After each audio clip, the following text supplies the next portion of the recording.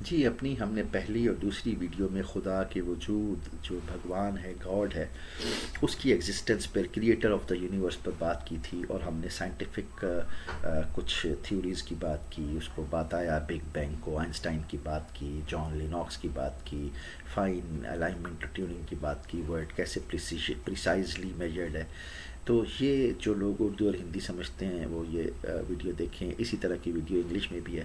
میری ویڈیوز کا کوئی بھی پرپس جو ہے وہ سبسکرپشن یا مونیٹائزیشن سے پیسے کمانا یا لائکس اور شیئر یا شہرت مشہوری کے لیے نہیں ہے۔ آپ اس کو اردو یا ہندی میں دیکھیں، اور وہ کوشچنس جو اسٹوڈنٹس کے مائنڈ میں ہوتے ہیں، جو بہت پڑھے لکھے بڑی ایج کے لوگوں کے مائنڈ میں ہوتے ہیں، اور وہ سائنٹیفک اور ریلیجن کو مکس کرتے ہوئے ڈرتے ہیں، تو ہم نے جو ویڈیوز بنائی ہیں اس میں ہم ریلیجن کو کی کوئی ود ڈیو ریسپیکٹ اس فریم میں رہ کر، ریسپیکٹ میں رہ کے ہم بات کر رہے ہیں، کچھ ریفرنسز جو ہے یہاں پر دے رہے ہیں۔ اب ہم چلتے ہیں اس کے تیسرے حصے پہ۔ تو اب پہلے ہم نے یہ باتیں کی، اب سوال ایک اور رخ اختیار کر کے ایک اور طرف ہم جا رہے ہیں، ایک اور رخ جو ہے ہمارے سوال نے اختیار کیا۔ اگر کائنات کا خالق خدا ہے تو پھر سوال یہ پیدا ہوتا ہے کہ خدا کو کس نے پیدا کیا؟ ہر چیز کو کوئی چیز پیدا کرتی ہے نا، تو خدا کو کس نے پیدا کیا؟ یہ وہ سوال ہے جس نے صدیوں سے فلسفیوں اور سائنسدانوں کو سوچ میں ڈال رکھا ہے۔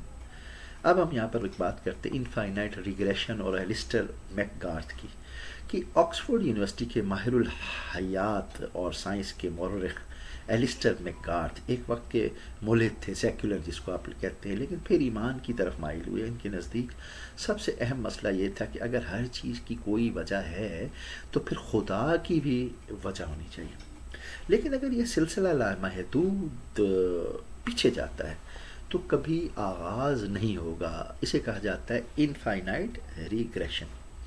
میک گراتھ نے کہا اگر بلیڈ کی، جو ہم وہ گیم کھیلتے ہیں وہ جو ٹیبل کے اوپر گیندوں کے ساتھ، کہ اگر بلیڈ کی گیندوں کی قطار ہو اور ہر گیند دوسری کو ٹکر مارے تو سوال ہوگا کہ پہلی گیند کو حرکت کس نے دی؟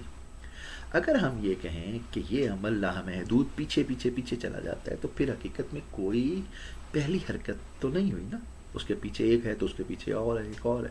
تو لہٰذا ایک ایسا فرسٹ کاز، ہر کاز کا افیکٹ ہوتا ہے، ایک ایسا فرسٹ کاز ہونا ضروری ہے جو خود کسی کے سبب کا محتاج نہ ہو، یعنی ایسا کاز ہو جو کسی کا افیکٹ نہ ہو، وہ خود سے ایک کاز ہو۔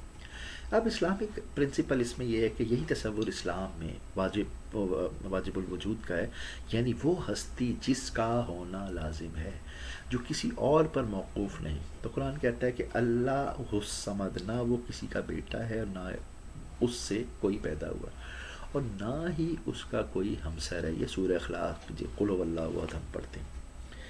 یہ اعلان جو ہے انفائنائٹ ریگریشن کا جواب ہے کہ خدا ہمیشہ سے ہے، اس کا کوئی خالق نہیں۔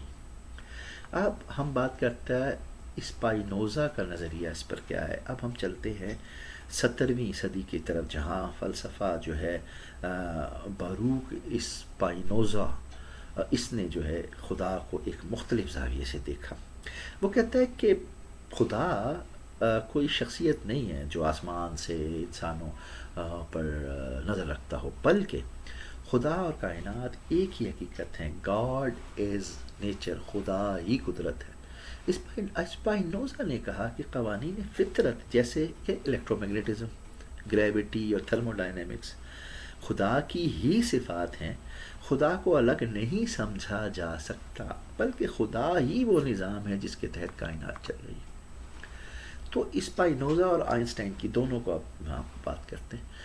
یہی نظریہ بعد میں البرٹ آئنسٹائن کو متاثر کرتا ہے۔ اس نے کہا کہ ٹھیک ہے جی، I believe in Spinoza's God who reveals himself in the harmony of what exist, کہ یعنی کہ خدا ایک مافوق الفطرت شخصیت نہیں بلکہ قدرت کے قوانین کی شکل میں ظاہر ہوتا ہے۔ اس کا مطلب یہ ہے کہ اس کا جو مظاہر ہے وہ اس میں نظر آتا ہے، چاند، سورج، چاند، ستارے، یہ سمندر، اس میں خدا کو دیکھو، خدا خود کچھ چیز نہیں ہے، مطلب ہے یہ، مطلب البرٹ آئنسٹائن کا کہنا۔ اب اس پہ اسلام ایک رد عمل کیا۔ اسلام اسپائنوزا کے اس نظریے کو محدود سمجھتا ہے۔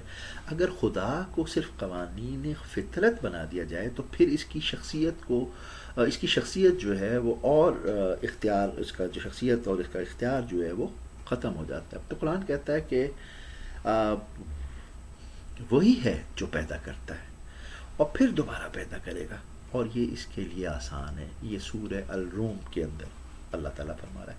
یعنی خدا محض قوانین کا نام نہیں بلکہ ایک فعال قوت ہے جو چاہے تو قوانین کو بدل بھی سکتا ہے. اب اس کے اندر ہم سائیکالوجی آف گاڈ کی بات کرتے ہیں، کارل جنگ کی بات کرتے ہیں. پھر ایک اور زاویہ سامنے آتا ہے، کارل جنگ مشہور ماہر نفسیات. اس نے کہا کہ خدا دراصل جو ہے ایک آرچ ٹائپ ہے، یعنی انسانی لاشعور کی ایک علامت ہے. جب ہم خدا کو تلاش کرتے ہیں تو دراصل ہم جو ہے اپنی ہی روح کی گہرائیوں کو تلاش کر رہے ہوتے ہیں. جنگ کے مطابق انسان خواب، کہانیاں، تعبیریں، یہ سب خدا کے اس آرچ ٹائپ کی عکاسی کرتے ہیں. خدا ایک بیرونی حقیقت بھی ہو سکتا ہے، مگر کم از کم انسانی ذہن میں وہ ایک داخلی ضرورت جو ہے وہ اس کو پیش کرتا ہے. تو یہ میرا فون آ گیا بیچ میں. تو اب ہم اس پر اسلامی جو نقطہ نظر ہے اس کے حوالے سے بات کرتے ہیں کہ اسلام اس بات کو کس طرح واضح کرتا ہے. اسلام کہتا ہے کہ جب تیرے رب نے بنی آدم کی پشت سے ان کی نسل کو نکالا اور ان سے کہا کہ میں تمہارا رب نہیں ہوں، تو انہوں نے کہا کیوں نہیں، ہم گواہ ہیں. یہ سورہ الاعراف کی بات ہو رہی ہے. یعنی خدا کا تصور ہے صرف بیرونی مشاہدہ نہیں بلکہ انسانی فطرت میں رکھا گیا ہے. ہم اندرونی طور پر خدا کو پہچانتے ہیں. اب ہم اس پر آگے جو بات کریں گے، ہم بات کریں گے نیچرلزم اور ملٹائی ورس کی بات کریں گے کہ وہ کیا ہوتا ہے. پھر ہم اس ویڈیو کو ختم کریں گے جلدی. کچھ سائنسدان کہتے ہیں کہ یہ فائن ٹیوننگ اور قوانین فطرت محض اس لیے ہیں کہ شاید کائنات ایک نہیں بلکہ لاکھوں ہیں.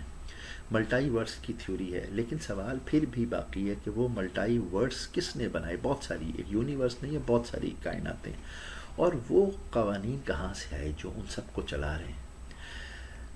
تو اسلام یہاں پر کہتا ہے کہ وہی ہے جس نے 7 آسمان پیدا کیے اور ان میں بھی ایک جیسا نظام ہے. یہ سورہ الطلاق کے اندر اللہ نے کہا. یہ اشارہ ہے کہ اگر کئی کائناتیں بھی ہوں تب بھی سب اس کے حکم سے. مسئلہ یہاں یہ ہے کہ اسلام کی، قرآن کی جو بات ہے وہ کوئی سائنٹیفک پروف نہیں ہے، لیکن وہ لاجیکل پروف ہے، سائیکلوجیکل فلاسفیکل پروف ہے. وہ سائنٹیفک ایویڈنس نہیں ہے، بیکاز سائنس جو ہے وہ ایویڈنس سائنٹیفک جو نظر آتا ہے اس پہ بات کرتی ہے. بہرحال تیسرے حصے میں جو ہم نے تیسری ویڈیو بنائی، اس کے اندر ہمارا اس کا خلاصہ یہ ہے. پھر ہم چوتھے کی طرف جائیں گے کہ میک گریتھ نے انفائنائٹ ریگریشن کا جواب جو ہے نیسیسری بینگ سے دیا. اسپائنوزا نے خدا کو نیچر کے برابر قرار دیا. آئنسٹائن نے اسپائنوزا کے خدا کو پسند کیا. کارل جنگ جو ہے اس نے خدا کو انسانی ذہن کا آرچی ٹائپ سمجھا. تو اسلام نے ان سب پر ایک جامع جواب دیا کہ خدا نہ صرف قوانین کا ماخوذ ہے بلکہ ذاتی اور حقیقی قوت بھی ہے. ہم اپنے اس ویڈیو کے بعد جو چوتھی ویڈیو آپ دیکھیں گے، اور آپ دیکھیے اس کے اندر کارل جنگ کے جو نظریے کو مزید بات کریں گے اس کے اوپر.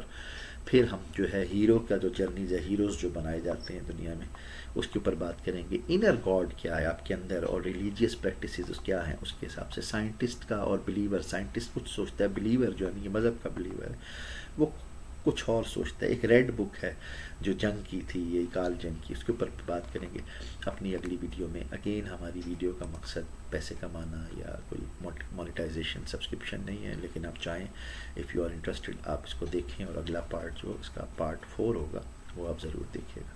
بہت شکریہ.